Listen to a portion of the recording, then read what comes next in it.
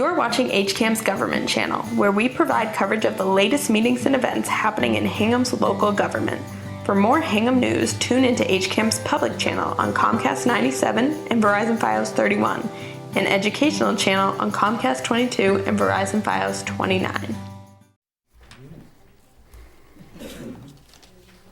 We are being televised again tonight, not live, they're on tape. Our friends at HCAM are here. Everybody watch your language. We do not have announcements tonight, but I think we'll start right in. We don't have minutes either from last meeting because we'll do both of those at our next meeting, last night and tonight. And for anyone who was not here for last night's meeting, we're doing 2 in a row. We broke half the applicants for last night and half for tonight. We meet next Wednesday on the 11th for our final vote. So this is kind of last chance to let us know what the update is on your project, anything you feel that would help your cause. And next week has to be an open meeting, but we don't encourage people to come because it's a kind of a time for us to really express ourselves and hash out what we think should be done for the town. So we're starting tonight with the Conservation Fund. Lonnie, are you all ready to go? I'm ready to go.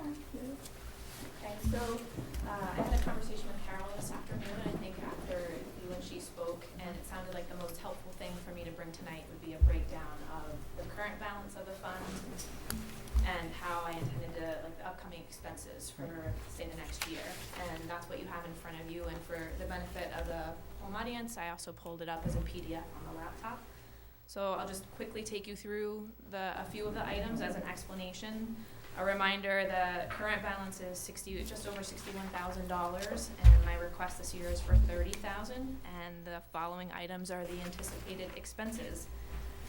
Anywhere from $7,000 to say $10,000 in property maintenance. That includes finishing the installation of some kiosks and signs. 2 of those kiosks will be installed on the Bouve property.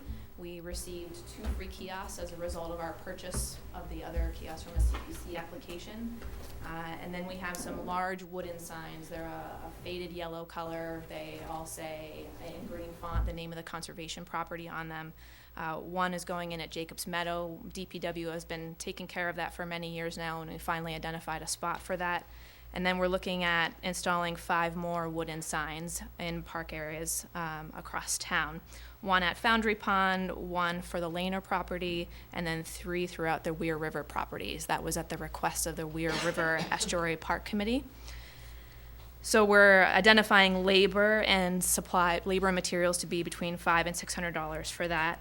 DPW has already completed some minor repairs to the Triphammer Pond access road and parking area. I haven't been billed for that yet, but I'm anticipating the cost to be between $2,000 and $4,000. Then our friendly neighbors at Foundry Pond have some concerns about some dead trees in the area that are on our property. So we're working with DPW to take those down, another $150 to $250. And then going back to the 5 wooden signs that will be installed, we need to purchase them first in order for them to be installed. You'll see the cost there broken down at $2,000 to $3,000 for those 5 signs. And then I'm anticipating roughly $2,000 in annual maintenance. Most of that comes down to mowing. This year we had some extra costs because we fell behind on mowing for a few years, but in order to keep that going and keep the cost from escalating, we're anticipating $2,000 for the year ahead just to keep the dams clear of vegetation and also some heavy mowing out at Amante Meadow. Moving down the list, this past year we also had the Foundry Pond Dam inspected for safety reasons. It's required by the state. As a result of that inspection, they found a few items that they recommended we follow up on. The first is a minor depression in the top of the dam. Let's look into that, see what it's all about, and fix it if necessary. Estimated cost $3,000 to $4,000 there, and then they also recommended some stonework, masonry repair on the face of the dam, and we estimate the cost of that to be $3,000 to $6,000. The next item goes back to the outstanding CRs that we're actively working on submitting to the state. Several of those properties did not have surveys done, so we're going to need to complete surveys in order to submit a complete package to the state for review. In consultation with Town Council, we estimate 15 to 30,000 in order to get those surveys done and submit the final package to the state for review. Then we're keeping $10,000 in the budget for land acquisition. These are future properties. We never know when something's going to come up, so we like to just have that on hold in case that really great piece comes along, just like Laner did. We never really know when that will happen. The final item then is continuing work on the trails plans recommendations. We've had a lot of positive feedback about the kiosks that have gone in so far. We're looking to put maps in them in the off-season this winter into early spring. So the purchase of some additional kiosks for popular properties that don't yet have them, roughly budgeting $2,000 for that. And then getting started on some trail maintenance work. That means clearing as well as blazing, so painting some trees so that people can, again, better orient themselves in the park, mostly for public safety reasons, where we would follow through on that as well. So in the end, the total cost for anticipated expenses moving forward is roughly between $42,000 and $65,000. So it's entirely possible you will be broke at the end of the year. Yes. So what looks like a really big fund that you're starting out with is spoken for the year. That's the intent, yes. With some turnover in the conservation office, I feel like we fell back a little bit on following through with items, but after being here a year and getting a good sense of what I can and can't do and what really needs attention, I'm looking forward to moving ahead and actually getting items taken care of. So my next question is, did you ask for enough money this year? Yes. You comfortable? Yes. Back up to the top for just a minute. You Sure. mentioned Bouve property. It's sort of been a bugaboo of mine for a long time. That property's not labeled. You can't tell where you're going in and where you're coming out and all that. What are you going to be doing this year with it? So this year, there's a large wooden sign on the Hewitt's Landing side, and there's, I believe there's also a wooden sign on the other end as well. We have 2 kiosks we received free from the company because we purchased so many of them, and there was a little bit of a back and forth on delivery confusion and that kind of thing. So to help us work things out, they offered us 2 free kiosks, and it will go at each end. So again, one on the Hewitt's Landing side and then one on the Wampatuck side, and included in that will be trail maps as well as, this is the name of the property, this is where you are, these are the trails included on it, and just to help better orient people. That'd be great. So from the 2 main access points, the north and south end of the property, there'll be kiosks going in. Wonderful, wonderful. And I've not been in there, but I hear that there are a number of trails. It's not Yes. a straight path through. Yes, it's So not a tangled web, but there are a number of trails. when you yeah. come to a fork in the road, you'll know which one to take? Yes, Okay. that's the I've heard from goal. others, they use it.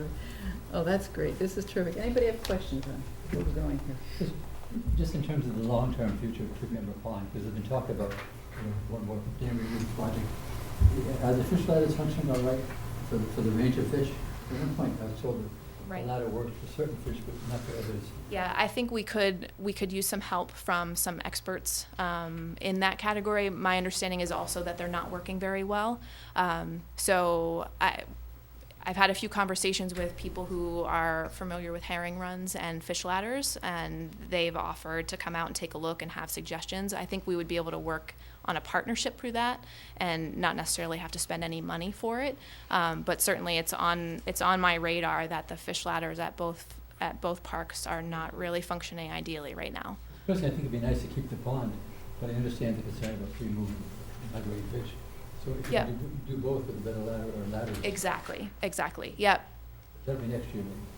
Possibly next year, yeah. I mean, I can at least get going on some ideas on what needs to be done. Maybe it's an easy fix. I'm not really sure what needs to be done to make them function better. It could be just replacing a few boards to get the water level adjusted, and we might be good to go. So it could be small Somebody dollar. said that they worked for herring, but not for some other fish. Okay.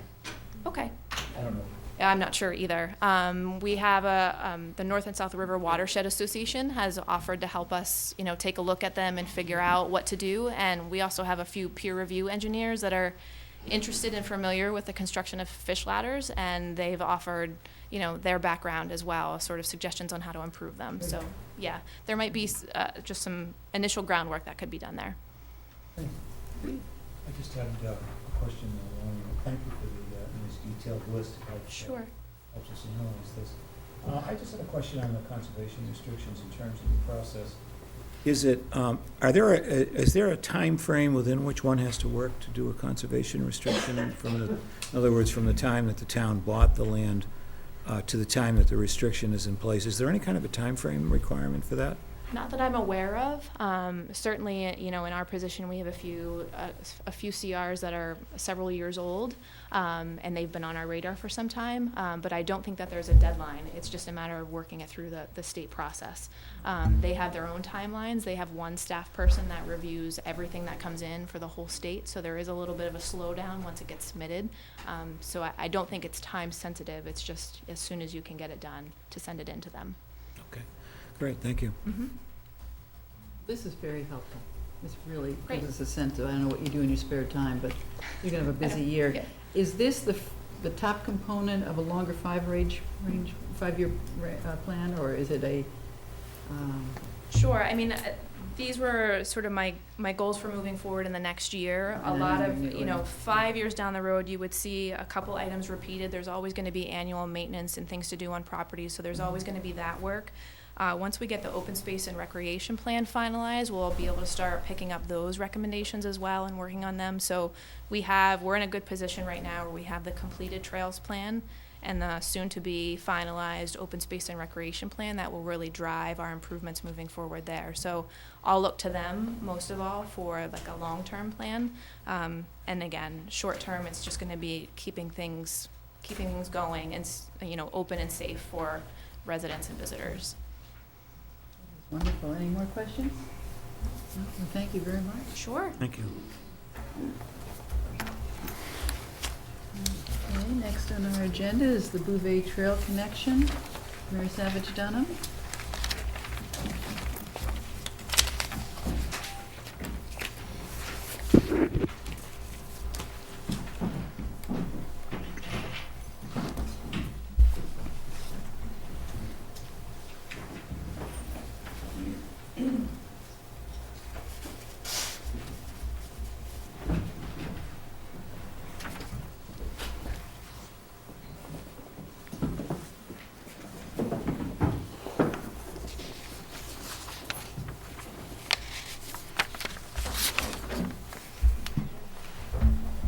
Good evening. Ready? I have in your packets a copy of this presentation, and really I'm not trying to repeat information we've already provided, just really answer questions that have been provided. I do think it bears repeating though, however, what is the application for? This application is for funding to develop construction level design plans for a proposed trail connection spanning from the Bouve Conservation Area down the face of the coastal bank to a landing, continuing on to join the waterfront walkway at the shipyard. But it's not for actual construction, it's to get plans to position us for construction. Why? The need for the trail connection, this one specifically, and also many others in general, came out of the work on the Master Trails Plan that CPC did fund 2 years ago. It's also a recommendation in the Open Space Plan.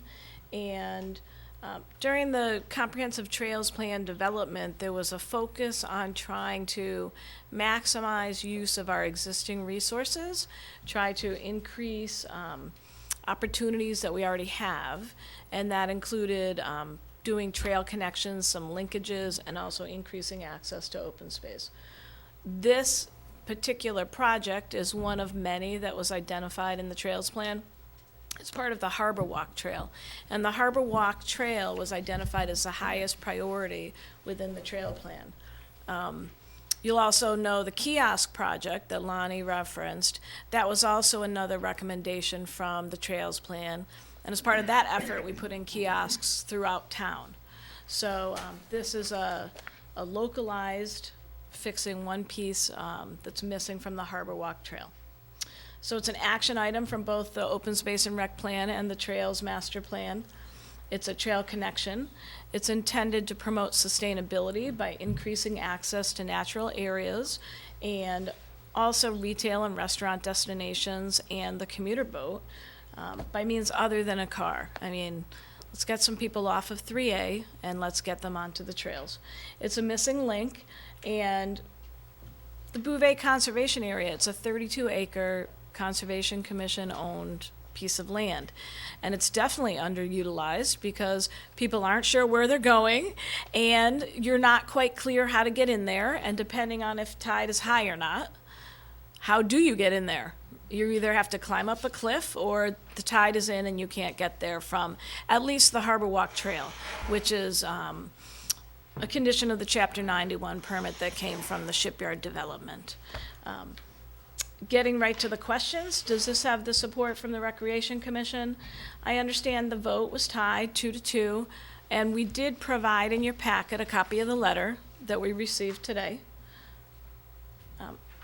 Has this been supported by the Conservation Commission? Yes, it was, and you received a copy of that letter with the original submittal. Who and how will the trails be maintained? Trail maintenance on conservation properties is typically a partnership between staff, and we have a great group of citizen volunteers, and typically certain people have an affinity for a certain property, and then they tend to focus on that. And you saw some items with the previous presenter related to trail maintenance, so we provide modest funds. And then, and sometimes the Boy Scouts will help. I mean, really, it's a community service kind of event. Under whose management will the funds be expended and managed? If we were successful with this application, there would be a team of staff. Certainly with any solicitation, obviously we work with Roger because he's the expert on that, but it's a conservation property and the community planning application. So we would probably all work together, but I anticipate community planning would be the lead per se and responsible for like the heavy listing, keeping track, managing kind of things. So there was a question, the construction cost estimated at $600,000. This will come back to CPC next year. Did the Board of Selectmen, are they aware of it or do they support it? So we don't have a construction cost estimate. We need design level plans so that we can quantify the scope of the construction and get a construction estimate. So it's speculative to say if it's going to cost $600, $500, it could cost $300. We actually don't know how much it's going to cost. The property is actually owned by the Conservation Commission. So at this point in time, we've engaged with them and they're supportive of the project.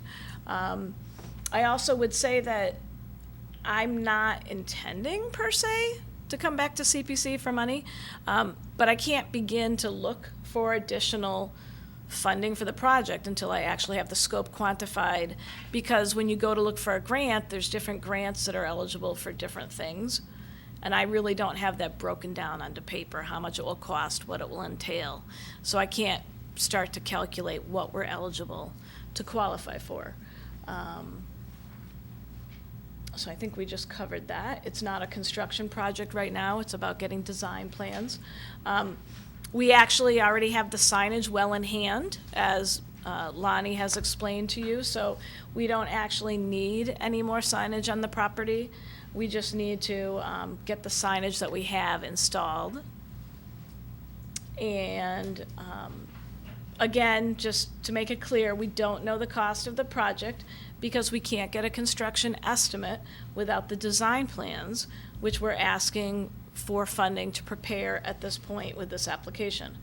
And then we can't go and look for grants or awards from foundations or other sources until we have the construction plans and a shovel-ready project. Having this successful application would position us to then go and solicit funding. There's been some questions about, do we have an ability to compel the developers of the Shipyard to do this project? No, we don't. The Shipyard project is essentially complete. As part of their final sign-off process, staff did review their original decision, and the building commissioner, there's a section in the bylaw where he won't issue the last few COs unless he deems that the project has been essentially completed. We did go back last year and reviewed the old material, and there was nothing left outstanding that we had the ability to require the developers to do or complete. And I would say that there is a walkway right up to the property line. there's a public access easement right up to the property line with the town property. And so that's where we're intending to pick up from and get people safely up to the top of the coastal bank.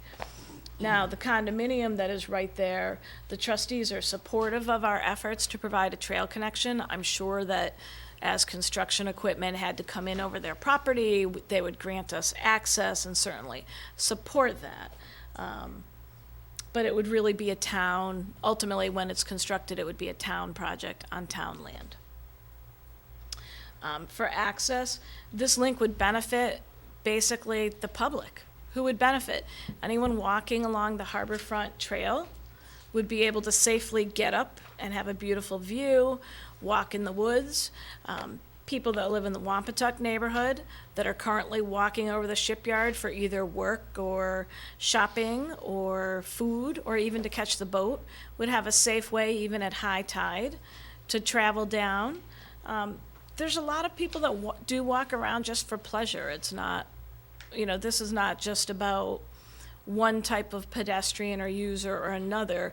It's about providing a missing link in the Harborfront Trail.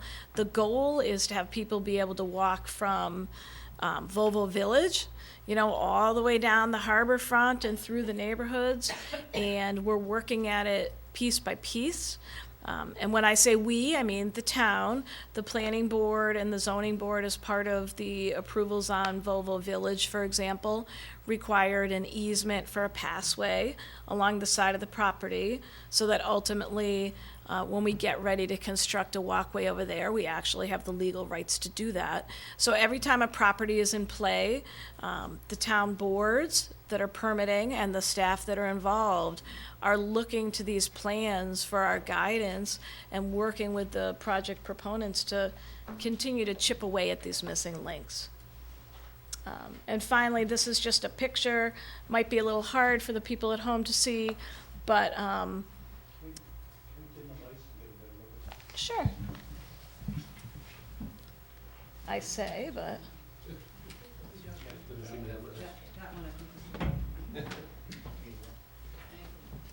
and my pointer isn't pointing, but so this is an aerial photo, and what I can show you, if you can see the red lines, those are kind of the approximate existing footpaths, and you'll see the rooftops. That's the private property with the it's actually more complete now. This picture was taken during construction. And you can see the waterfront trail. I don't know if this will work for the people at home. But the waterfront trail is right along here. And this is the approximate property line. And so we're interested in having a connection come from the property line, take a right turn, and come up to the top of the coastal bank. And then we'll intercept with this. And then this would probably be extinguished, and we direct people to the actual safe walkway. Mary, how long, I know you don't have numbers yet, but would you estimate the boardwalk's going to be over the top of the beach area? I would estimate maybe, just pure speculation, because I don't have the design. I'd say maybe 30 feet from the property line in. But it's gonna, some of this. Cuts up into the woods. Correct. We do want to get a little bit past the property line so that where the staircase or the ascent up the hill isn't like right blocking the residential view. For example, we don't want to do it right on the property line. We want to get people into the property. But some of it will depend on our work developing the design plans. Obviously, there'll be a little more existing conditions survey work done, and it may be more advantageous to do it 20 feet from the property line. That's why we need these design plans. So Mary, is the access for the 4 parking spaces, are they in this corner area where the 2 buildings are? And that's the first question. The second question is, how do we extend the walkway from here to connect to there? So the dedicated parking spaces are right here. You can see there's a curb cut, and there's 4 right there. and there's a sign. And then there's this, it's finished now, but there's actually a sidewalk that comes over here. And the walkway does actually go up to the property line, and then there's a wooden, bridge there. So we would just connect, the wooden bridge might go for a more permanent, secure connection. But again, What would prevent them from just cutting a sharp right turn right at the little staircase that's there now and going directly into the woods so that none of the beachfront gets covered up? there's a riprap drainage kind of swale there, so you'd actually have to walk right up on foot, right up the drainage swale. They couldn't start whatever we're going to build immediately to the right going into the woods? Well, in theory, anything could be designed. We need to do a little bit of geotechnical. We need to think about wave action. We need to think about the ledge. So we have to do some more survey and investigation. And we would likely want to be sensitive to the people that just built a house right there and not build, depending on how high in profile whatever's being built is. We certainly wouldn't want to build it so that we're looking right into their windows as, we're walking up I there. was frankly a little surprised to find that conservation was okay with putting a boardwalk above the beach area, and in effect making that non-usable as a beach area for even just 30 feet. They're usually so, what they do is conserve the land as it is, technically, so I'm surprised they think that's okay. Yeah, they didn't have a problem with it. It's not a huge disturbance, obviously, because the boardwalk would be on sonotubes. And it also positions the town, if they care to in the future, to, put a kayak launch there. There's actually on the plan that's in your original packet shows the proposal, and then in a lighter color, it's got kind of part two, and it's a potential handicapped accessible kayak launch. To be clear, that's not proposed as part of this at all. But there's a lot of interest in having boat access, and again, we're not thinking about that at all right now. There were some little kayaks the day we went to visit. There are, yeah. Right in the woods under the. Yeah. Is what you're suggesting, Carol, that it follows this path and then comes like this and turns, but doesn't touch, is this the beach area that we're referencing? Yeah, I hate to touch the beach, but. Could it be done such that it could avoid that and you could have a way down to the beach? We need the design plans. We need to do a little more survey and investigation. And again, we do want to be sensitive to the Hewitt's Landing condominium and They'd be very happy if we do anything right now, because people are cutting across their front porch. well, they would, but in fairness, we wouldn't want to put something up that would block their view if they were sitting on their front porch. Yeah. Right? We do want to be sensitive to them. We could certainly investigate alternate options, but we need that survey work done. Is it possible to walk along the shore, or it's too wet, and then cut up to the trail at the point where the woods make a turn to the left? Is that just too low and wet? Not at high tide. I mean, we're looking for something That's right, okay. I have two questions. You just I guess have to the jump first in. one is having just generally, Okay. I know the waterfront is always a very sensitive topic. Has there been any conferring with the state about the fact that we're even envisioning this? Because if they, I just imagine that there's going to be controversy with this. Does the state have some involvement in this? Can we just kind of go and do what we want without the state's approval when it comes to waterfront? We would need a Chapter 91 permit. And should you get that first before we start spending this money? We can't get that without the design plans. Part of this application, if you look at the cost breakdown, it talks about getting construction design plans, and then there's a line that says environmental permitting services. And that's when we have the construction design, that same consultant, who will be a structural engineer most likely, will then walk the project through the state Chapter 91 permitting process and all of the local permitting processes. That's the same kind of way the Whitney Wharf Bridge went through. They got the design, and then that same consultant brought the project through the permitting process. And that's what we're intending to do. And I guess the second Mary, thing is. I'm sorry, go ahead. The second question I have, and I think one of the reasons I think this is maybe a bit controversial, I felt a little bit like a walk back just now, was that we did hear $500,000 to $600,000 estimate. So that number has been put out there as an estimate, and that's a lot of money. I mean, that's a huge amount of money for a project. So I'm not sure now we're hearing that there is no idea, but we did hear that. That was presented to us several times. That number had been put out there. And so the $70,000 for a feasibility study, that's fine. But if you look at the overall project, there is a concern about who's going to pay for, if it is, I mean, it's a huge project. Who's going to pay for this? I mean, that's the main concern. Right, I understand. So a guess, there wasn't an estimate, it was a guess that it would be $500,000 or perhaps less. And it was made clear at the time that it was just kind of a guess because we don't have a construction estimate. This is not a feasibility study. This is obtaining construction design plans. We know that this is feasible. As part of the Master Trails Plan work, we worked with that consultant, and Abby Pearsall and the team and I had a number of different scenarios developed, and so we do know it is feasible. This is not a feasibility study. We also know that increasing public access to the shorefront is not frowned upon by the state. So we know that we could likely get it permitted with the state, so that's not a concern.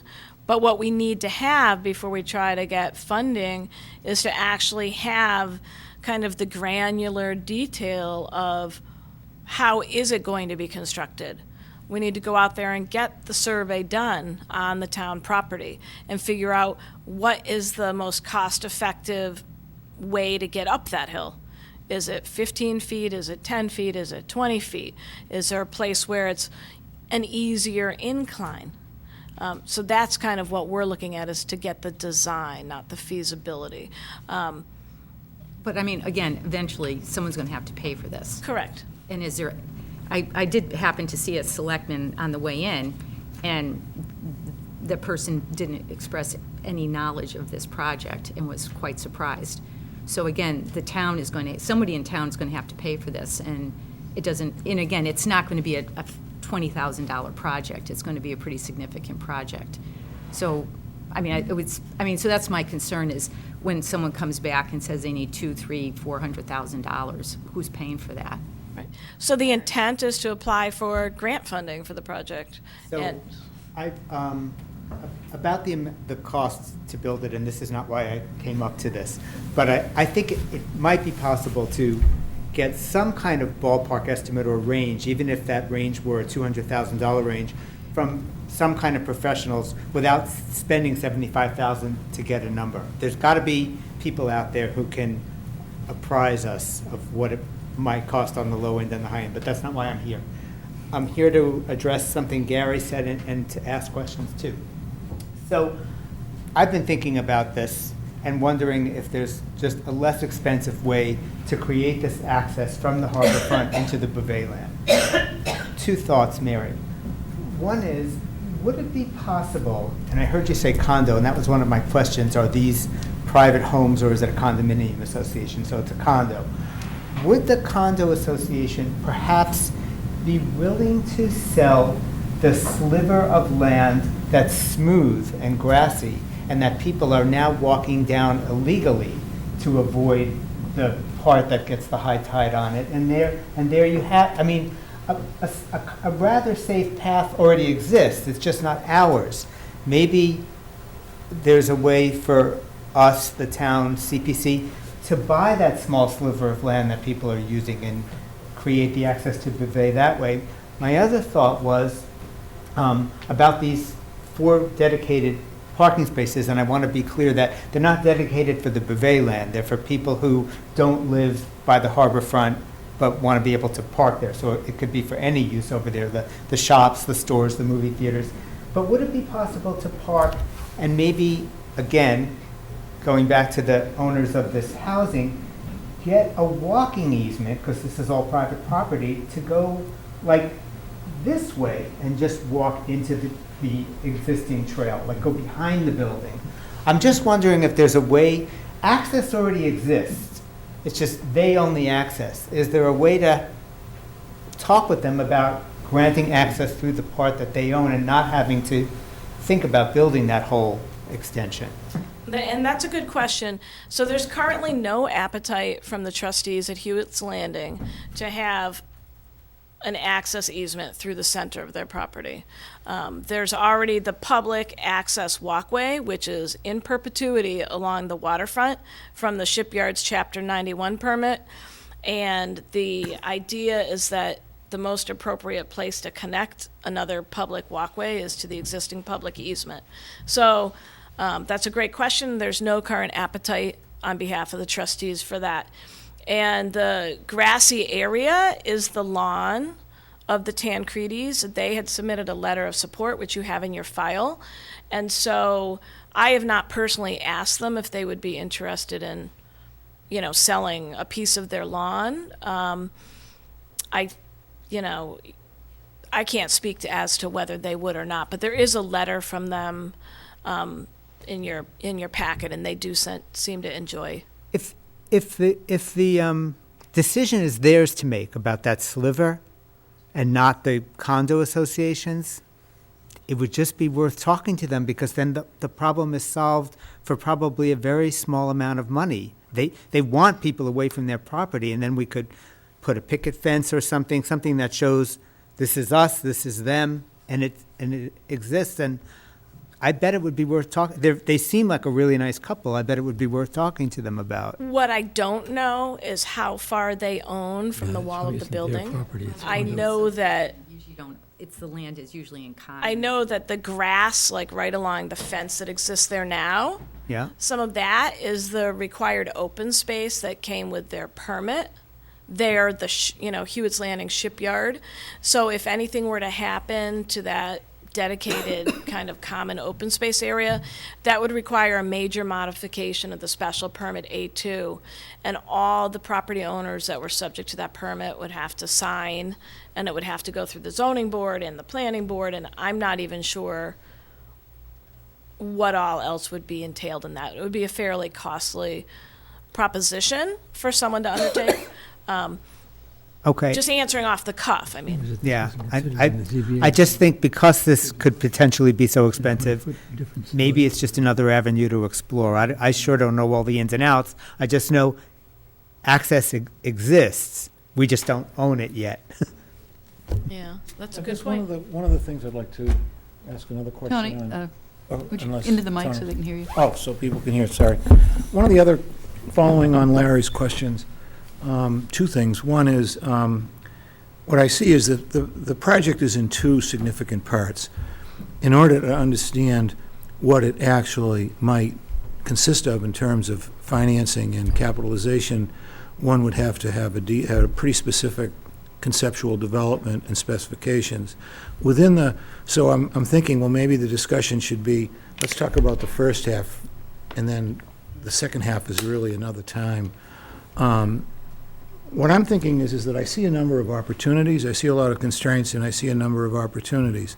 In the process of developing the design, is there a way to have a input process where the design could be developed to a schematic level? For example, there could be a review. People could come in and review it and input and make suggestions, and we could get a sense of what's the exposure cost-wise in terms of dealing with the constraints of the grade changes and the access and keeping it away from the private property. But also I'm seeing it's connecting really, and as part of the trails plan, what's the most efficient way to not only connect the trails from the rest of the harbor front, but also how do we get this access publicly from this parking area to the Bouve parcel. I'm thinking that if we did a review process, could we then, if it was seen in a preliminary estimate based on some specific concept drawings, could we then say, well, okay, there's a couple of opportunities here. Is there a way to make the intervention, a lesser intervention, meet the program, but also allow it to have a much lower cost? Because right now the cost range is projected on the fact that it's not even conceptual. I mean, it's an idea and it's a plan, but it's an idea but more than a plan. I'm just wondering, is there a way in the process where we go forward, if we were to go forward with the allocation for the design, in the documents, could we then set up a review process and tailor it and make it less expensive? So that's a great question, and we have actually spoken about that at the staff level and even with the trustees at Hewitt's Landing. And one of the things that I had detailed in my application was that in 2014, staff initially had approached the state, the Architectural Appeals Board, to get a variance from ADA requirements. And our original intervention was going to be just a rustic staircase down the slope. That would have required a variance from the state. We were denied. And ultimately, that's how we got to this position. But as I detailed in writing, what we'd like to do is within our conceptual design, before we get too far down the road, once we get the survey information and we have a little more of the data to try to figure out what makes sense construction-wise, we want to have enough information to go back to the state for perhaps a partial variance. In other words, there might be an opportunity to go to a landing and then have a shorter staircase going up the slope. That would require still a variance from the state, but it would be less of a variance than we had asked for before. And our thought was that we would be able to demonstrate that we could provide the same experience to someone who is less abled by having the walkway go, and then there would be a square where a wheelchair could turn around or a viewing platform, and then a staircase to the top where you could take the view of Boston. But the argument that we would make for the variance is to say, we're providing the same experience, just at maybe 15 feet different grade, and request a variance. So that is our hope, and that would kind of be that first iterative kind of process, saying, what's the profile of this? What's the least expensive intervention? We did commit to the trustees at Hewitt's Landing to keep them kind of in and have at least 2 public meetings to kind of say, okay, this is what the data is showing us. And if we were denied the variance from the state, then we still wouldn't be so far down the design path that we wouldn't be able to actually have the intervention just meet the requirements. So that was kind of the intent of the application. I can't tell you that I have all the answers to the design because I don't. I'm not a structural engineer. But I do know the questions that we need to get answered to responsibly apply for grants and put forward a design that's feasible for the town, cost-effective, but also doesn't create a problem for the neighbors. Mary, since that's our town property, conservation land, you don't have to have ADA accessibility just to cut a trail through, right? It's if you construct? Structures. Okay. Yeah, it's state building code. So if we this would be somehow- a structure. It would, Gary, you can help me. It's based on the fact that it's a structure and it costs a minimum amount of money, which means it has to comply. Has conservation looked at just cutting a trail to get us down to that point? I know there's none there now, but, To which point? well, coming off of one of the existing trails, I mean, you keep talking about they come down over this riffraff stuff. Isn't there a way of constructing a little trail head in there that's just, So it's deceptive looking at the aerial photo. Yeah, But the it's steep. topography, the grade change here, Yeah. this is actually like a bluff. so you've got, where the red line is, you come down that trail, get as close as you can to the staircase, and can't they just cut a connecting trail through there? Well, it would be, people already are informally walking right down there. That's what's kind of happening now by default. They're going on to the condo land because Some they people- can't get over the rocks and the trees. Well, it depends on who it is. I'm less coordinated than some, so I might not even try it. But, some folks certainly could make it down here. Is there no way to just make a trail there, to just flatten it and put in Steep. some stepping stones and whatever you have to do, clear trees? Steep. At this point in time, there's a drainage that goes there and there's a grade, so, we Is there a haven't considerable designed it drop out. Also? Is there still a considerable drop? Yeah. Yeah. Yeah, so. You have to put Yeah, so we'd stepping probably have stones to or something. put, so in other words, to put stairs, when we originally went to the state to just put in stairs, But we again, would have why had not to have just a there? railing. Why go to the state at all? Why not just put in stones to step on like Yeah. so many other places? That Why makes, construct? that's an interesting idea. It is very steep right at the spot. But so are my But- stairs at home. You just put in, Well, you can't put stairs, because then it's a structure. I'm But- saying, stepping stones. But maybe if we went a little past the spot, a path could be created, because it's not as steep when you go a little further in. What you lose is, you still couldn't use it at high tide, That's a but, good point. but it's still, but now it connects, just not at a couple of times of the day. Yeah. And then we don't have to go to the state. Just trying to think of different ways to skin the cat. I mean, the whole thing isn't ADA accessible, so I don't understand why building a flat surface for them and all that, and then they still can't get up through the woods anyway. Yeah. How many further variance, is that from the Chapter 91 permit, or is that? from No, it'd be something from the Architectural Appeals Board. else? Oh, okay, still an ADA issue. How much use are these trails getting now in their current state? You know, I think that it really varies. One of the letters in your packet today says that on January 2nd, which was a day off, that the Tancredis noticed between 30 and 40 people within the span of an hour. And those weren't commuters, those were likely pleasure walkers. They have actually set up a camera and they've started to take some video because there's enough traffic that things are disappearing from their property. But I have not sat out there and counted it. I suspect it would ebb and flow, right? 30 or 40 passing by their patio. On that January 2nd, but that was a day off. Those were probably people out for a stroll. I'm trying to remember January 2nd. I think I went for a walk that day. It was fairly mild. And then how about coming in from the other end? How many people come in from the other end, you know? I haven't counted. No, but I mean, I don't mean sitting there with a clicker, but are these trails getting, you know, low, medium, high use that? So I haven't counted. I know that there's commuters that do walk, and I know that the trails are kind of foot-worn. I have not done any kind of tally. We don't have a usage tally, no. I mean, one thing that hits me, and I think has hit others, is in the best of all worlds, we'd have links for the Bradley Woods people or whatever neighborhood you called that. You used some other term I haven't heard before, but. There's like the Wampatuck and Crow Okay. Point kind of neighborhood. I mean, in an ideal world, those people would have free access, you know, would be great, but with limited resources, I'm just trying to get a grip on who else would benefit from this. I would like to add that I've walked there a couple of times since this has come before CPC, and I know somebody else who knows the property, and it's at odds with, it's Tancredi, is that their name?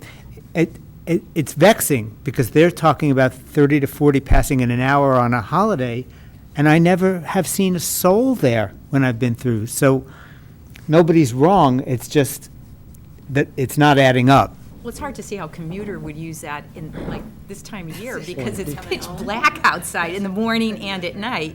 So unless someone's got headlamps, I'm not sure how they're getting through there. I guess the one thing that, having Build that narrow.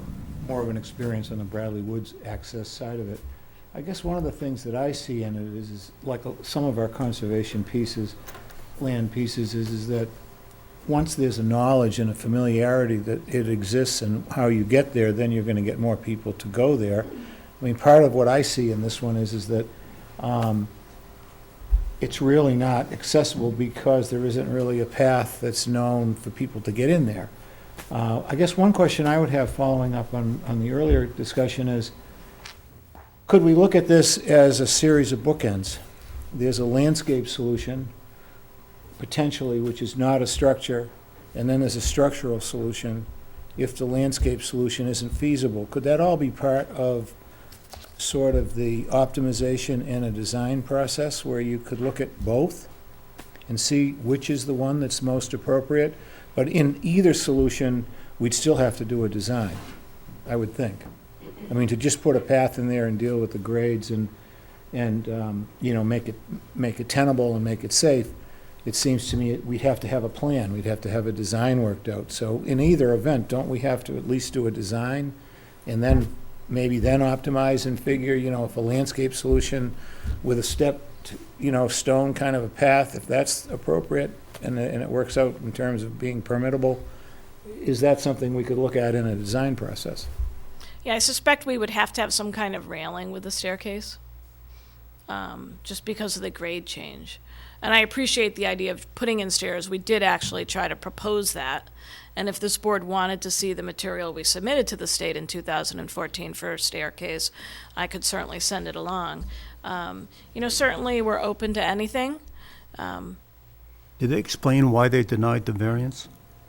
They just expected full accessibility with the town project. To the whole property? Expenditure of funds. No, but for that.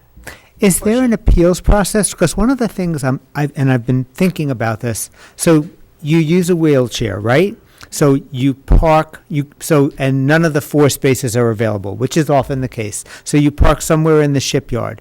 So you're going to go in your wheelchair from somewhere in the parking lot in the shipyard down the, path in front of the condos, which is beautiful. And then, even if you could get up to the trail because it was into the Bouve land because it's ADA accessible, all those trails in there are not. I understand what the state is saying, but it's just not common sense, because even if you could get the wheelchair up this thing into the Bouve land, you can't get the wheelchair through it. And I just wonder if there's a way to go back to them and say, we really need to talk to you. It's not going to work. But that's what we did. We did an appeals with the state. That's what was denied. And they still said no. Yeah. I mean, and I know, I understand, and we were actually surprised, but that's just the way the dice rolled. I want to ask Gary a question. As our rep from Planning Board, what does Planning Board think of this? Have they gone through this yet? Well, I think that this project evolved in a collaborative effort amongst the land use planning staff in Town Hall as conservation and the planning department, and it hasn't come formally in front of the planning board because the idea hasn't been articulated. The concept of in general terms, we have an open space connectivity plan and a goal. So the planning board heard that when it originally came up as a program request, and it seemed at that time, the logic was there in terms of doing the connectivity, but we haven't seen a design, and it would go through a permitting process once it was developed, but it's been essentially a collaborative effort amongst the town staff and the planning department. Harry, thank you for answering all these questions. We do have to move on because all these other people are behind us, but I appreciate so much you coming back with more detail and, Thank you so much. You're putting a couple years into it already. Yeah, that's been a lot of work. We have South Shore Country Club feasibility study next. Jay McGrail.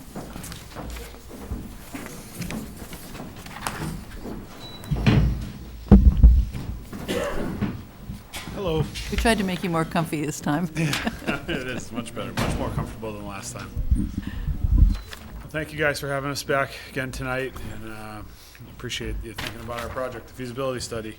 So rather than repeat what we did the last time, which was the presentation, I talked about our pool and the issues that we have with our pool, the history of our pool, and our thoughts to potentially either fix or replace our pool. I thought I'd do a short summary, which we wrote out to try to make it a little faster here tonight, on why we need the funds for the feasibility study, and also how these studies will benefit the town and the residents of Hingham. So why do we need a feasibility study for our pool? It's clear to the CCMC that Hingham wants and should have a swimming facility. So how do we do this? How do we go about this? Our current pool, which was built over 50 years ago, often operates at max capacity during a short 2-month season. Many days we have to bring in portable filters to be able to deal with some of the sunscreen and other issues that come up into the pool that make the water cloudy. The current pool is not designed to be able to accommodate the amount of children and families that swim in it currently. There's no real shallow end, which means that a lot of our children play in the handicap access walkway. If you've been up to the pool, that's where there's no shallow end to our pool. So that's where they end up playing and congregating. Our swimming lessons and our swimming program typically fill up on the first day of signups. So it's a very positive and successful program. We're constantly dealing with complaints from all different age groups of swimmers that we don't have enough lap swimming, enough lanes available for people to swim. Our 2 high school teams in town, well, they travel long distances to be able to do their competitive swimming. They leave Hingham to swim in pools outside of the town. they have no facility for home meets. We've worked with the SNAP program and the SNAP program supervisors who have expressed lots of interest in a year-round pool and a willingness to help us raise funds to do so. And you saw that in one of the letters that I sent you guys. Along with that, Hingham seniors are anxious for a facility with space and time for low-impact in-water exercise programs. The Hingham Recreation Department believes that more access to our pool would allow them to expand and improve their summer camps and recreational offerings, as you saw in the letter of support that they sent. Many Hingham families pay considerable fees and spend time driving to access a pool for recreational swimmers in the winter and year-round swimming lessons outside of Hingham, in Weymouth, and Quincy, and also on the South Shore. We've done a lot of survey work, and the survey results show considerable input have received from our swimming families that they leave town and they're very interested in swimming. We obviously currently have a pool. It's only open 2 months a year, and it was built, as I said, over 50 years ago, and sits in a building and a structure that is rapidly deteriorating. We do not believe there's much, as I told you the last time, use life left in our pool. So what is the CCMC doing about it? We've retained an engineer, a local engineer, to regularly monitor the structure. We've also retained a local architect to help us look at alternatives, and that's what started this process. He recommended to us that we move towards a feasibility study. This will help us determine whether it will best serve the town of Hingham to invest substantially in the current pool structure and extend the life of a pool that operates only 2 months a year. If we invest in the current pool facility, we will need this study to tell us how much restoration work will cost and how we will expand the summer programs and swim programs to increase our user fees during the 2-month period to cover the costs required to fix that pool. A feasibility study will help us to determine whether a new pool facility will better serve the town of Hingham. Before electing to build a new pool, we will need the study to help us determine whether the facility should be a 2-month pool or a year-round pool. We will also determine the proper location of our new pool facility on the property, the construction costs and potential operating costs of the new facility, the environmental impact of the new facility, traffic and parking changes that would result from a new facility, and most importantly, the amount of initial capital that must be raised along with the ongoing annual revenue that must be raised to make this a standalone facility viable. The feasibility study will also help us to determine whether the town of Hingham is best served by spending the funds necessary to shut down the pool and pay for its demolition. This would, of course, force families, lab swimmers, and other pool users to find non-public facilities for their swimming activities in adjacent towns or swim at the town beaches in the summer. So how does this feasibility study benefit the town of Hingham? It will allow the CCMC and the town to make an informed decision on the best approach it takes in regards to our pool. It will enable us to consider the costs and impact of the pool and potential revenues and funding required to make the pool happen. It will also involve the entire town in the final decision. There was questions about the timeline. So the timeline for this feasibility study is fairly quick. Assuming that we receive the funds at town meeting in April, we would look to have the study wrapped up in fall to early winter of next year. With a plan, if the plan is to move forward with a project, then we would try to be prepared for next town meeting to do so. As far as funding goes, there was a question about funding. We want to make it clear that this is a phased project. If at any point in time throughout the phases, it's clear to us that this project needs to not move forward, we would stop. We will work with the town administrator and the CCMC to make a decision that this is no longer a viable option for us, and we will return the funds to the CPC.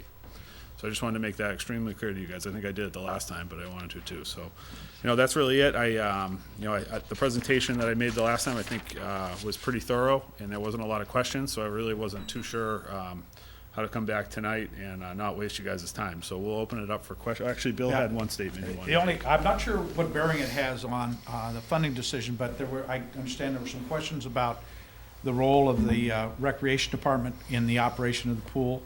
We talked to the Weymouth Club, the Y, and the Rec Department, and felt they made a great presentation to us, and they being the Recreation Department. And for this coming summer season, we voted to employ the Recreation Department to run the pool on our behalf. So So this summer, they will be running the pool on our behalf. And what happens in the future will kind of depend on how well they do running it this summer. And we have a lot of confidence in them based on the presentation they made. So that's basically where that stands. I don't know if that clears up any questions there were. It's our pool. They're going to run it for us, and we will have a lot of control over what they do, what they don't do, and how the operation goes, what the charges will be, and everything will be we'll have an extensive agreement with them, just kind of like we had with the Y for so many years. So Is the Y out of it now? Are you looking for new people? we spoke to the Y and informed them that, at least in the short term, we were going to go ahead with the rec department, and they wrote us a nice note back and very understanding. Yeah, one of the reasons why we made that decision is due to the fear that we have with our pool. It's, basically with working with the rec, we're running it in-house, to say. I mean, it's all inside of the town department. So we're comfortable that if we get to May or June of next year and our structural engineer tells us that, something's happened and we can't move forward, it's much cleaner to be involved in another town department and trying to figure out how we're going to move forward than with an outside company. Much less Add chances. to that, I mean, we also have the ability with this feasibility study to be there on the ground, giving the information back as to how relevant the pool is to the citizens of this town, and share revenues, which has not happened in the past. All monies will go back into and actually be in reserve for whatever might be needed, so. Yeah, that was all part of the presentation to us that we thought was very good. We appreciated those. I Yeah, thought one of concepts. the ideas was that if this does move forward, maybe the gym and the exercise rooms in the town hall basement would move over to a new facility adjoining the pool, and that would have obviously involved the rec people. Is that correct? Is Part of that, the feasibility study. that's an idea on the table. Exactly. Yeah, that's an idea on the table. Yeah, and actually, when you look at I showed it last time, the design plan that we paid for, that Jerry Seelan did, he did put some rooms on there for that type of activity. Some of it, not the full gym was not in his design. It was just the Exercise rooms. two exercise rooms, and it makes sense because it's hard to fund the pool based on funding a pool operation by itself. So it may make sense to expand the facility. And just to understand, the rec here is a 7-day-a-week program, about 362 days. We don't do Christmas, we're here New Year's Day, no, we're I working all day. I was here. But there you go. Yeah, and it's already, the relationship between the rec and the South Shore Country Club and the CCMC is already starting to pay dividends. They hired a new employee that's kind of an aquatics director for them, and in her first day of work, she came over and was looking through some of our records to look at the coming season this year, and I was talking with the feasibility study, about the feasibility study with her, and she was an employee of the South Shore YMCA and has an extensive background in building pools and in running pools, and by looking at the budget of the feasibility study, there's so much that she'll be able to help us with that will help us defray some of these costs. And just to remind everyone, if this goes forward, you would borrow the money Yep. and pay it out of your. Yeah, so we would be going to town meeting looking to borrow money out of the enterprise fund, and the annual debt service on that would be paid out of the enterprise fund. So the goal would to allow it to be tax neutral. And I think it's important to note that the more effort we put into the feasibility study, the more we can save going forward. In other words, the more things we can clear up, the more ways we determine how we're going to pay for the funding, and all that can be done in the feasibility study rather than when it's too late and we're down the road. So the idea is to hit the ground running in this feasibility study. Is there much doubt about whether it'll be year-round or seasonal? Well, I think everything's obviously up in the air. We could decide to go in any direction, but it's the hard sell is we break even on an operational basis running our 2-month seasonal pool with no debt service. Is it really only 2 months, not even June and September? It's not even June and September. The beach is busy. Yeah, when the it's not even lifeguards are June. there. And that's something the rec may look at, is expanding that season, Yeah. but that's what the Y chose to run. But, so if we had to put debt service into the equation of a 2-month seasonal pool, it would be hard to figure that business plan out. Even it would be hard to raise the funds to repair the current pool, Yeah. let alone build a new 2-month pool to repair. So there's a good chance it'll be year-round. This is a really, and that's exciting, you know, that's an exciting part of the whole thing, that it Yeah. would potentially be a year-round facility for the town. What is the amortization model for, like, if you did it within a structure compared to a seasonal pool? How long would the seasonal pool last if you were to rebuild the seasonal pool Well, this versus pool was inside? built in the 50s. 50, so Yeah, it's so 60 we're at years the end old. of its useful life now, so. I imagine that a year-round pool would be a little bit longer because it's enclosed, but, But in terms of the amortization model, you have 10 more months of program Yeah, well, right, and usage. finance and income. yeah, exactly. So that's the difference. We agree with that's the important factor. And the membership fees associated with that for people that were willing to pay for a year-round facility. How do the schools work their competitive practices and meets relative to the? So they they were swimming at the MDC pool in Weymouth and Yeah. then having their home meets at UMass Boston. So this year, I think they were able to purchase some time at a pool closer. They still practice at the MDC pool, but obviously you saw the letter of support from Margaret Conity, and the schools are very much, you know, behind this. We're idea. also talking to Notre Dame, so it would be, we hope that it would be a 2-school. So it's kind of a mutual The key word being purchase. purchase, right? Key. They pay, yeah. Yeah, Right, oh, And absolutely. part of like making those decisions is working with, let's say, if it was the rec that was running our pool, how do we maximize the revenue, you know, so that we can pay that debt service? What makes the most sense? Not only that, the support groups, it's not just what the school system can afford, it's the support groups, the families of those swimmers pay a lot of money to get the kids to UMass Boston and here and there, and get them. And so they would be helping us raise funds for the pool And as well. That was one of the support letters that we received also, was from some parents, some booster parents from the swim team. Simple. Thank you very much. Yeah, thank you. Any more questions from anyone? No? Thank you. Thank you Thank guys you. for your time. Good night. We're going to hear now from the Whiting Memorial Chapel in the High Street Cemetery.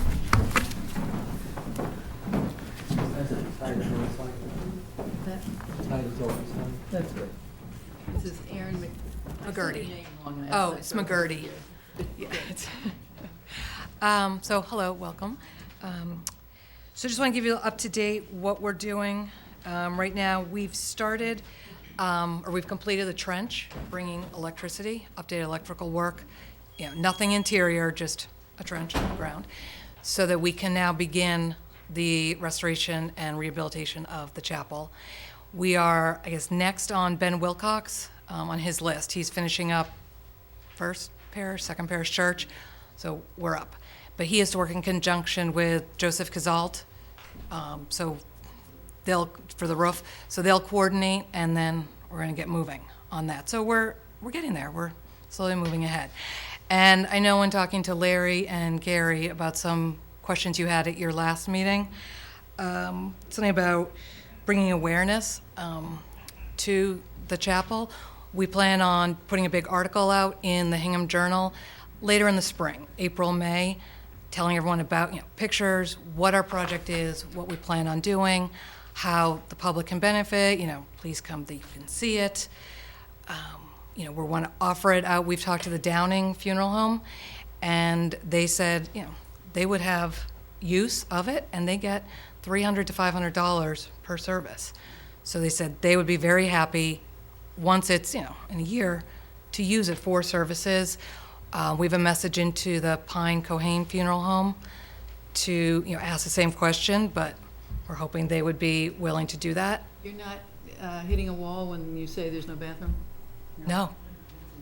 No, it really, I think people understand when it was built, the original use.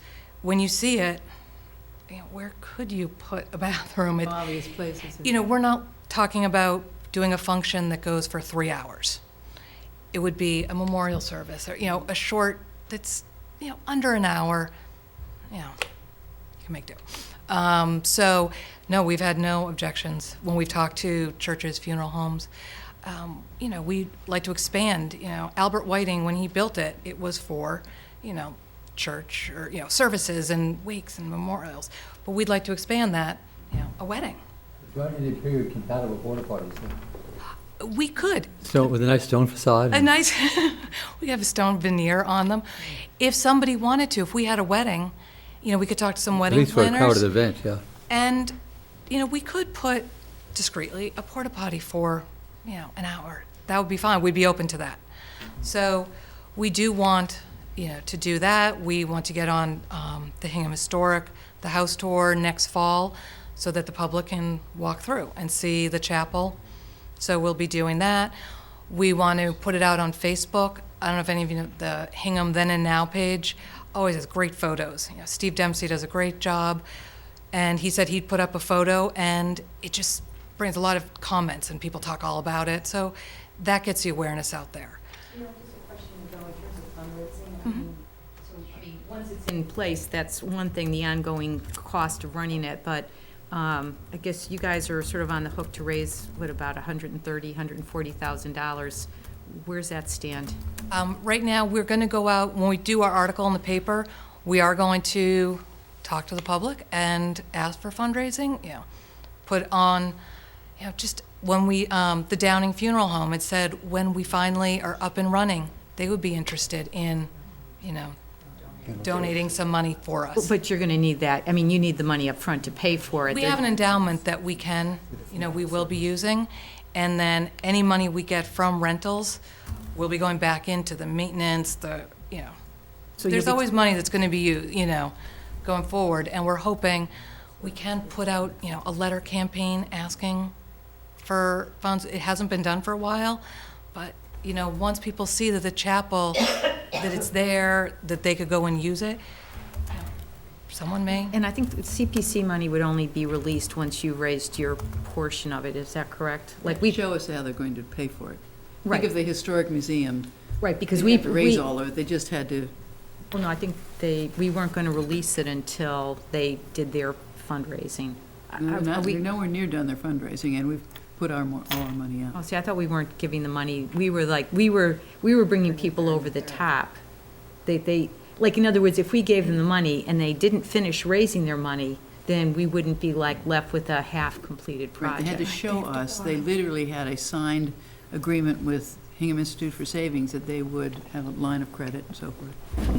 And the aims too, we had to prove we could pay for it. Yeah. We didn't have Not have to have- prove how we raised the funds. Right. So you, had a bank loan or something? to- There. We had an endowment, Yeah. and they have an I endowment. guess the question I would have, Yes. so if this funding doesn't come through, We you just need to raise more money. said to raise more money. Right.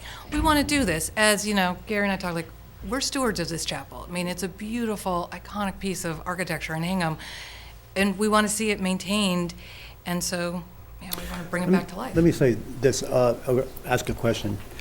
I've lived in Hingham for 35 years. I'm deeply into history and Gothic architecture. I never knew this existed until 3 months ago. So my concern is that this needs to be open, not just for wakes though, or services, but somehow for people to have the opportunity to come in and look at this. And Well, that's what we're trying to figure out realistically, how we can do that. Yeah. And one thing, when we go out to the newspaper and put something out, we go to the town and ask for some volunteers, so we could open it, for a couple hours, once a month or once every 2 months or something. Exactly, in the winter, sometimes, if it snows a lot, no one's gonna be there. But in nice weather, we could schedule and put a big, blitz in the paper, an open house, so that it was open, and, Jackie and myself, we could be there. But there's 3 of us that are Right. doing this. Because, the concern is just to have a chapel that becomes available for funeral homes to rent doesn't really benefit the people in town very much. If it's just a business relationship between the chapel and the funeral homes, then why should the people of Hingham put their tax money into Well, this? they could, if anybody wanted to do, the library says they're always overflowing with, people asking to rent rooms there. Anyone want to have any sort of book group or, a talk? I don't think in the library they charge you to use the rooms there. They're free. Well, that's, Yeah, they're free, so it's not, people may not be willing to pay because they could get it for free at the library. They wouldn't necessarily have to. It would depend upon, what the usage was and whether there was something else going on at the chapel at the time. Madam, would you come join us so we can hear what you're saying? Well, I guess my question would be, I mean, hearing all of this great information, why are you waiting until April or May to put an article in the paper? Why don't we do it right now? I mean, again, I think this is a good point.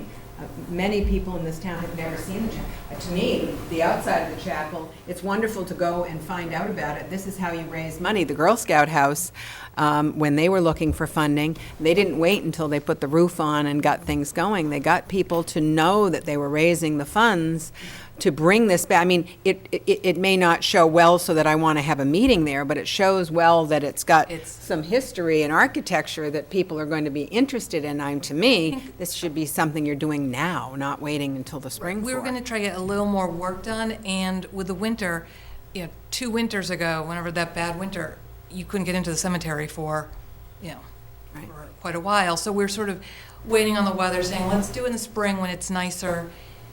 But we could do it now. I mean, that was our planning, to put a big blitz in the spring when everything's going. So have you raised it? One of the things I might suggest is, also there's the chapel, which is absolutely significant, but there's also the builder, Albert Whiting. And Albert Whiting lived in the house that's that white, beautiful Gothic Revival house that's no longer there, on the cover of Mike Schillen's book on Hingham. Mm-hmm. He was a master builder. He built a lot of buildings in the South End, which is the kind of quality and the craft and the connection to the Whitings and the Whittons. It's really a South Hingham connection that I think is, yes, it's the cemetery, but I might say that maybe the first outreach would be this connection. How does this chapel relate to, Hingham's significant history? And I think it's, that connection with Albert Whiting is incredible, because what he did, and that's the person who built this chapel, that's the sophistication. And just as a suggestion to get the word out, because I can see there be a little bit of a historical kind of interpretive museum part of this program, in addition, which would be a draw, in addition to being a contemplative place in the cemetery. That's beautiful in and of itself. But I think that would get people who aren't involved in the specific function to say, well, I'm going to go check this place out. And if it's then known, as you were saying, that would be a way to make it known. And then people would go, and much like, I think when we started with the Ames, people knew kind of where the building was. I mean, it was more visible than this one is from the street, but it wasn't really that well known. And then as it got more well known, We certainly have always and continue to play up the really important Hingham history in that cemetery. So that's a resource that you have. Stuff happened there that is relevant to the town. But I mean, I think it would be nice to see some fundraising that you're doing before that, to make sure that people are going to contribute. In other words, to say there is some energy behind it. I mean, there's a lot of groups in town that are always raising money. I guess the historic, the Old Derby is still raising money. I mean, they haven't hit their goal, and I think they were very optimistic about sort of just like that, and that's been going on for a couple of years now. So you guys you haven't started doing any fundraising yet. I mean, in some ways, in my mind, it would be nice to see that there's some push behind that to sort of get the But you ball understand rolling. they have the money to finish the project. Right, but you're also not supposed to deplete your Well, endowment. they wouldn't deplete. But again, you talking about fundraising, it would be nice to see that you actually do have some support, that people are willing to write the checks. Are aware, and then, we contribute to sort of kind of keep the ball rolling, but not be the seed money. And I think what Kathleen is saying also, we have to be able to justify that this is a town-wide thing, that there's a sort of a groundswell of support for it. And if you get your fundraising going and you get some contributors, then it gets people saying, yeah, let's fix this place. And it gives us more opportunity to say, hey, people want this. So it works all around. Okay, any more questions? Thank you. Thank you. Thank you Thank for you. coming back in. Okay. Tim White. I see Tim White is here. Housing Trust, anything new with you? Happy New Year. Happy New Year. It really isn't. These Last night before you opportunity folks, we gave our presentation for the opportunity funding request. I don't know. Had some great questions and commentary from you folks to kind of flesh out whatever I missed, and I gave a package, a financial package to everybody right at the last Yes. meeting. So you gave all the backup on the finances as to the status of the projects and what have you. So unless you have any further questions, I don't have anything to add. I would say that the projects that we have been talking about, we are continuing to work on. Conversations today about potentially doing something with Old Ship. The Whiting Street, I had a meeting at down here at Town Hall a couple of weeks ago with Roger and Emily and a few of the other folks to keep that project moving forward. Good things are going on. But other than that, I don't have anything else to add to it, so unless you have some questions. Or shaking news. Any questions? Yeah. Well, I sort of lost track myself. There was money for looking at possibilities on the Selectmen's parcel, right, and there's money for the Whiting Street house when that was proposed to be redone. I'm sorry, Jim, I didn't hear you. No, I'm sorry, I'm just thinking back, there was money for looking at possibilities on the Selectmen's parcel, there was one amount, or for other purposes, and then there was some we passed, I think, for the Whiting Street house, when that year was... The Whiting Street house is what we're looking right now to, what we started out with renovating the existing building, and as we've worked our way through the project, I think I said this last time, is that we're now looking at potentially knocking it down and building 3 brand-new.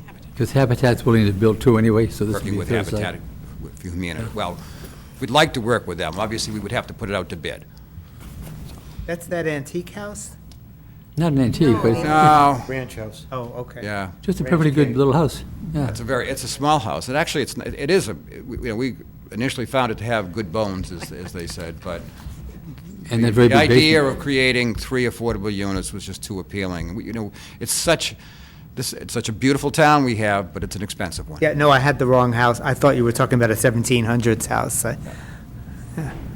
Tim, are there other smaller kind of development opportunities? I'm thinking like the house at the end of Scotland Street. One unit, 2 units that are more kind of inclusive or more in the neighborhoods than, let's say, some of the larger developments, which seems to be islands on the periphery of the town.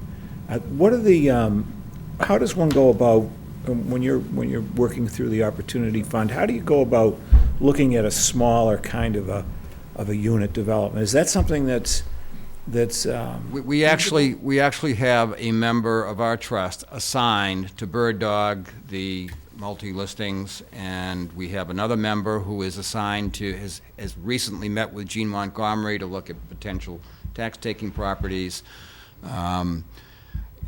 We've had a couple of offers down on property, one down on Wyona Street, and because of the amount of work it would have required, it made it just not financially sensible for us to invest that much money into one unit. Yeah. But that's what we're doing, and I say it every time I'm before a board, is that I invite the community to have their ears open, and that they can always let us know if they hear something. I give out my phone number all the time, 781-740-2899, that we love to hear from people, because the more people that are watching and looking out for our properties, the more likely we're going to find something. And it is not easy in Hingham. And Tim, I forget, is there unspent money that was going to be for the Lincoln Apartments elevator, or is that off to the side? That was, we committed monies for the elevator. That's to So be- it's not spent, but committed? It's committed. So Yep. when the time comes, they do it? Yep. We have a surprise for you, I guess. You know you have to get 10% of what we have to give out this year.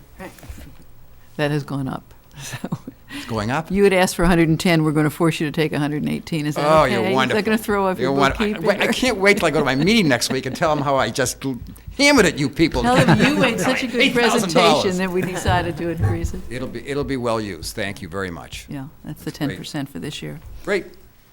Thank you. Thanks, folks. It's been so easy being your project manager. I haven't had the manager. I thank goodness for your feisty nature. That's right. Talk us into it. Okay. Great. Thanks, Tim. The last thing on our agenda tonight is our own CPA Administrative Fund. thought you wanted You to all nominate. have this in your packets. You know enough? It shows what we've used from one year to the next.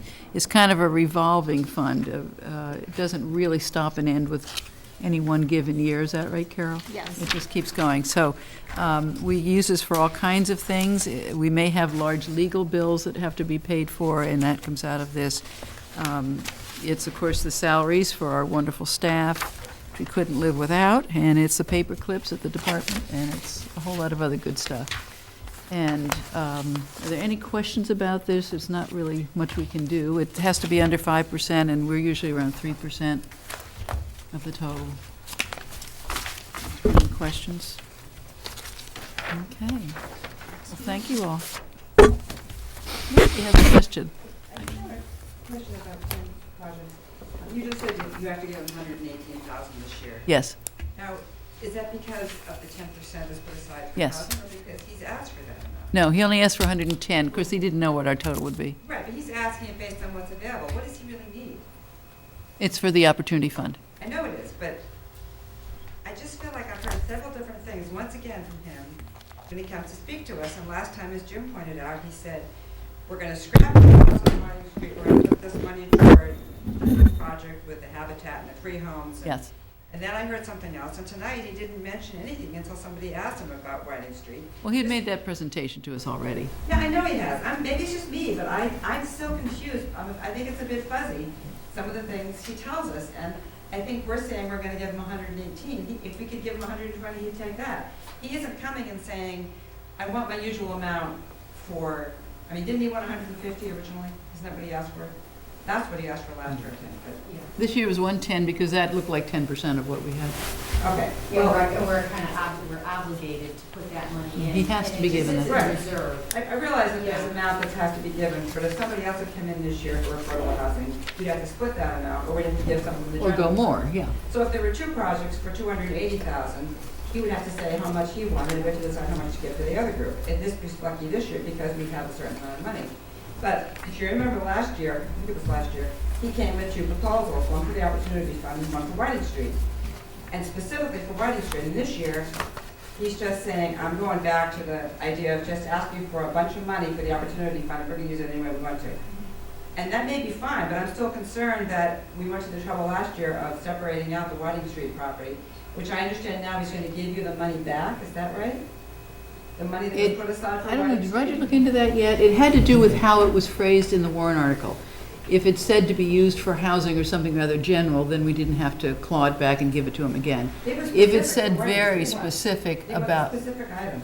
yeah, but it, And we were asked as this committee to just wait to see how they move forward with Habitat and so forth. So last time he presented to us, it wasn't definite.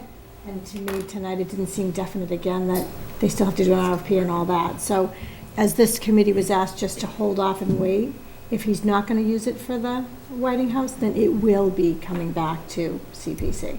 But I mean, We're just waiting. But I share the concern, Lucy, because I know, Yeah. like, they had gotten like 175 or 225 for the selectmen's parcel. That's off the table. That money was supposed to still float waiting. back. The 60,000 seems to be up in the air. There's just been, why didn't you ask him while we had him sitting here? well, because you never really get an answer. I mean, we did get, we The got. whole printout of everything. Yeah, and they've ever if you could understand that, God bless you, because I have an MBA and I can't understand that, and I've had finance I'm courses. still waiting for you to ask. Where'd you get your MBA? Tell you. Trump University. But I've worked in realize financial that, services. I couldn't understand that document to save my life. It didn't make no In all of sense. their documents, It made no it sense. includes the Lincoln Street schools. Yeah, It includes a whole lot of stuff. right, that is But projects completely haven't happened. opaque to me. But I did not we don't understand. give to a particular project with him. We give to the Opportunity Fund so that they can go ahead. Right, but I don't see what they're spending their money on anything. They have one property they've purchased, that one at Beals Cove, that's it. In the last, I've been on this committee 5-6 years. That's the only thing in the 5 years, 6 years I've been on that committee that I realize that something happened. The rest of the money floats in, I don't understand. sort of what- One moving on Candido targets. Road fell through, I believe. Hmm? There was one on Candido Road that fell through. Yeah. And I think years ago was that, Yeah, it was in good the, shape. for the veterans, that was way back in, I think, 2006, 7, something like that. Back that far. Yeah, it goes way It's 10 back. years. Yeah, no, but I'm just saying, in my recent history, that Beals Cove, that's it, as far as I know. Okay, I don't think that's ours to worry about. We can't run all of these committees that come to us. No, but I'm just What saying, in we're terms asked of to where the do money is. Is give them the 10% and hope and pray they're doing a good job, which I think they are, but if you don't, you could meet with them. Well, and no, I mean, ask I'm just them. saying, I just don't see where the knowing money, your concerns- nothing's getting produced other than that one I- unit. Knowing your concerns, I asked them to go through each past vote and what's happened with it. And then you didn't pick up on it, and I didn't want to push them, because nobody else seemed to have any doubts. I thought he was saying it was hard to find Yeah. affordable properties It with is. the money they're getting. I don't think they're playing footsie. I think it's just really tough. No, I just think the money is, I mean, through no fault of theirs, the money just keeps building and building and building. Well, take the Whiting Street, for example. They went in and purchased the one little house. When No, it was given to them. Given it. When Roger and others took a look at it, they realized this was a better opportunity for 3 houses in that property. Right, but initially, they got the $60,000, we voted the $60,000. Yeah. Yeah, I didn't either, but last year, people voted $60,000. That now is off the table, it's back in their budget. I think they have a lot of money right now, because every year they get the $110,000. They're going to have to build 3 houses in there. Habitat's gonna build it. 1 maybe, they're not sure. 3. Okay, I That's think what's this at is one not point. our business, to be Yeah. honest. It's just not. I would recommend that you go to their meetings. Well, I'm not, Very I'm not, good I'm not piece getting in the of middle of committee. it, I'm just saying, I'm just commenting on what Lucy's saying, is what's going, I Well, I mean, guess the elevator money is still sitting there waiting to And that's to been there a rebuild the couple of elevator. Is years. it, We don't pay would it be any money out. reasonable to say how much is in your pot right now, just before the 11th? Well, he gave us that on the last. I think We it's like have it. $700,000 or $800,000 they have right now, and they're gonna get another 100. That's not Where do you it get that? sounds like a lot of money, but it's not a No, I ton of know. money to build Building housing. houses, yeah. Yeah. Is there I missed a couple of meetings, but is there A short-term and a long-range plan document that would summarize the, kind of a profit and loss, summarize the allocations that we've given, and then summarize the commitments and the expenditures and where it stands All like, in terms of the net, where does it stand? Because I sense the same anxiety, because, it's a good cause and all that, but I couldn't explain it to anybody. what we hear back is that that's difficult to do because I when think I they have it produce a right here. house, it goes on the market, they get paid back, and that money, it's all fungible. That's I understand goes in another that, I understand pocket. how they do it, but I just So don't is it know, still our where does money it or- stand? Yeah. It'd be nice to know in a finite sense, There you go. This I is don't know, what you're talking about. probably should have asked him Yeah, that I've question got it when he right was now. here, but I know. Not giving it to you. wasn't on my mind. I have the docket. Oh, you do? He's got that trustworthy Okay, face. before we get into running housing, anybody I'll let else, you look at it. any questions? Don't take it away from me. I'm the only one who brought it, so I get points. Okay, now, after tonight, Carol is going to email to everyone their ballot. To be clear, you're not to discuss it. There's a hard copy in your folder, so I'll email you. Okay. This is for your use only, and the only other person who sees it is Carol, when you get it back to her, which has to be done very quickly, because she has to have it tallied and ready for us by next Wednesday night. Right, See if we have Vicki? it. So, again, don't share it, don't discuss it, just sit quietly and vote your conscience, what you really feel we should do. And don't hesitate to be true to yourself, what you really think and what you could explain to your neighbors and all that. And then we get back together again on Wednesday night, and we'll come to decisions about each of these. Are there any questions about that process? If you could send it back to me by Monday, that would be great. Some people can fill it out and send it by email, others will Right. fax it, others will drop it off. This final comments column expands, like you Yeah, Yeah, I mean, if she gets us all on. Yeah. just say what we need to say. I actually printed that for you tonight, if you wanted to just jot any comments to yourself and as you were Okay, thinking. so say less. Yeah. I'm sorry to not be Yes. obtuse about this, but is this online as well? Is that- Gonna Yes, send I'm gonna it. send Oh, you're going to So send you it? can do Okay. your thing and just send it right back. Okay. And it's Excel, so it adds up for you. Yeah. like I- If you know how to do it. And that's why you should follow it. I'm just curious, how many people can do that besides Jim? Not me, I can't. Oh, you can't do No, it no, either. no. I took So- out all of the Should I call the treasurers and ask I them would for- call them, because I wouldn't be able to email Okay. them, because I can't. Oh, don't, Okay. so we're not sending you back comments? You don't have to send me comments. No comments, no. Okay, just numbers. But keep in mind, you can vote for something as it's been asked, you can vote against it, Right. you can vote for part of it, Right. And you can vote for more. and you can add more if you want to. You're just assigning a number, really, You're right? signing a number, and just don't go over the bottom line. That's all we ask. Don't assign more money than we have, okay? Unless you want to chip in. And, you know, whatever you don't put forward here, then keep in mind, do you want to put it back in our bucket? Do you want to save it for another year? Do you want to pay off our loans a little quicker? Lots of options. And right now, the total requests are less than we have. That's right. the big point. We have more money than we need this year. And how much we have? Yes, you have about 68,000 left after everything's, if we did everything that's in front of us, Well, here- you'd have 68,000 left over. This, the one number is wrong on here. Oh, no, it isn't. So you've got, okay, did you factor in when you changed the Old Ship Meeting House number down? Did you factor that into the bottom line too? So the 61 is the actual difference? Yes. Okay, And you put the increased cloud cost. Yep. Okay, so this is. that's what's, Such yeah, a nice what's dress, left. too. Okay, thank you all. I'll make a motion to Oh. adjourn. Anyone second? Seconded. All in favor? Anybody opposed? Thank you. Thank you, guys. Thank you, All AdCom. right, I know you're gonna scoop it. I need to. Thank you, HCAM. Cool with me. I do. No, I work today. Will you help me? I have to.